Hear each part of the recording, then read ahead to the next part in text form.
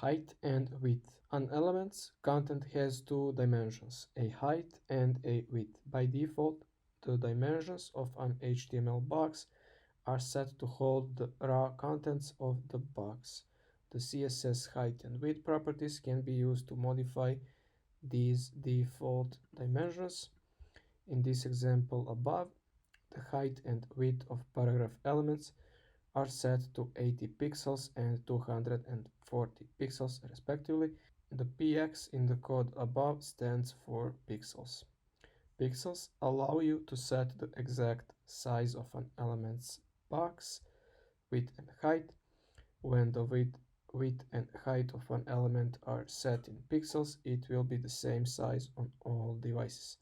An element that fills a laptop screen will overflow a mobile screen. Let's see the instructions.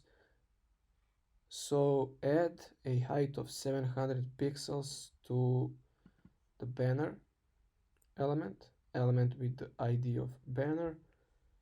So right here, height 700 pixels. It is this image, this element with this background image. Set pull quote element with the class of pull quote width to 350 pixels. Let's find that element. Width 350 pixels.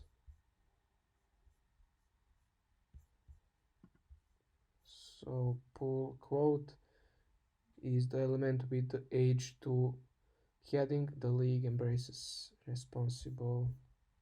It is right here. The league embraces responsible and diversified use of the lake's resources. Okay, we set its width to 350 pixels and set the banner content H1 width to 400 pixels. So banner content H1 width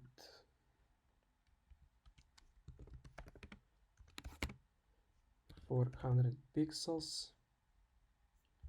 I think that's this H1. Yeah, it is shorter now.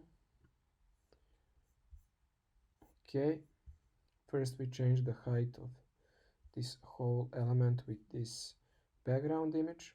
Then we change the width of this heading element, and then we change the width of this H1 heading to 400 pixels. And now let's proceed to the next exercise.